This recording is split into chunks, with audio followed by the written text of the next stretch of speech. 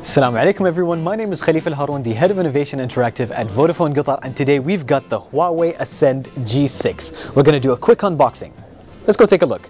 Alright, so this is the Huawei Ascend G6. It's a 4G phone and we're really excited to unbox this for the very first time. So if I take a look at the box, take a looking around, it's just plain white. It's got the standard, Huawei style to it. It's got like a gold leaf type printing to it. Around the box there isn't very much, it's quite minimalistic, and it does have some of the information about where they're from, that has DTS sound. Oh, and it's printed with soy ink. You guys know how much I like taking care of the environment, so good job Huawei. Alright, so let's open up this box. So I'm going to put this to the side, and it says please open from here. So let's pull this open. But before we take a look at the phone, I'm just going to put the phone to the side, and let's see what else is inside the box. The first thing that we see is, just a second, is we've got this little container over here. Let's pull that out. Oh, actually it's not a container. It's a little pocket. So we've got the headphones and then we've got the adapter so that you can charge your phone. Over here we've got quite a big booklet and a warranty card. And then in here, I expect, yes indeed, we do have the micro USB cable. So now let's take a look at the phone. I'm going to put everything to the side. Here's the phone. And of course this is the part that a lot of people enjoy. I'm going to be doing it for you. I'm going to be peeling off the plastic. So let me just remove that. And I don't know if you did notice, but what it says is share better. So it's got an 8 megapixel real camera. It has a 5 megapixel front camera, 4G LTE, and a 1.2 gigahertz quad-core processor. That's just sharing some of the main specs here. Let's take a look at the back. No, on the back we don't have anything. We don't have any stickers. So let's do a quick look at the phone itself. So in overall shape and design, it's very similar to the P7 and the P6. It is thicker. It actually feels thicker in my hands. I'm not entirely sure if it is, but we're going to take a look at the specs in just a second. We also have quite a very similar layout, but we'll come to that in a second. So in the front, we got the front-facing camera, which is at 5 megapixels. In this case, we've got capacitive buttons, so touch buttons rather than the on-screen buttons. As you can see, quite a smaller screen. In this case, the screen is at 4.5 inches. On the right-hand side, we've got the volume button and the power button. On the back, we've got the camera, which is 8 megapixels. And you've got the flash. You've got a microphone. You also have the speaker down here. On the other side, it's completely smooth, except for the audio jack. And on the top, you've got the micro USB cable. And at the bottom, it's completely smooth, except I believe right over here you have the microphone. So where does the SIM card go, you wonder, because there's no SIM ejector tool? Well, in this case, this is where they're different. It's got a plastic back which you remove, and over here you'll see this is where you enter the SD card and you enter your SIM card as well. Even though the back panel is removable, the battery isn't replaceable, or I'm pretty sure it is replaceable, but it's not normally replaceable, so you're not going to be able to switch out your batteries if you want to very easily.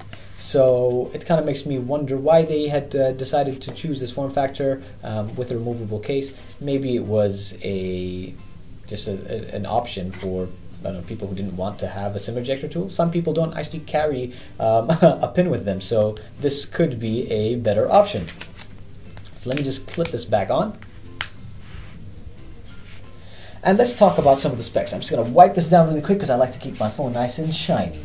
So first of all, in regards to height, it's around 130 millimeters by 65 millimeters. And in terms of thickness, it's 7.5 millimeters thick. So it is thicker than the P6 and the P7 by just a bit, around 1 millimeter.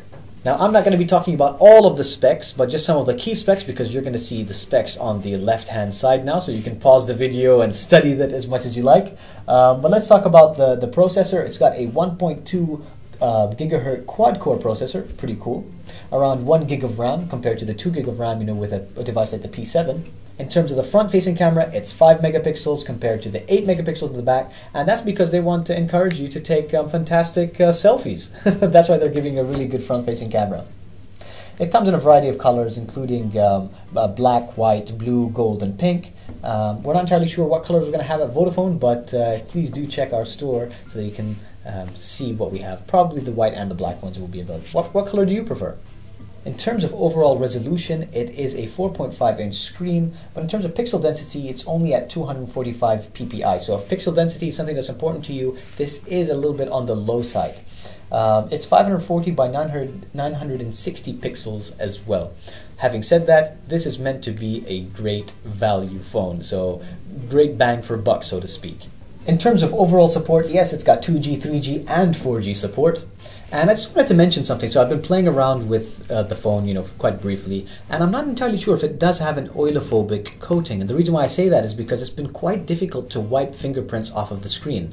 Now, I'm not entirely sure if it's the unit that I have, but bear that in mind. I recommend that you play with one and make 100% sure that if fingerprints are a thing for you, maybe the fingerprint sensitive screen might be a problem. So let's turn the phone on. You'll see that we've got actually a similar lock screen to what we had as a theme with the P6.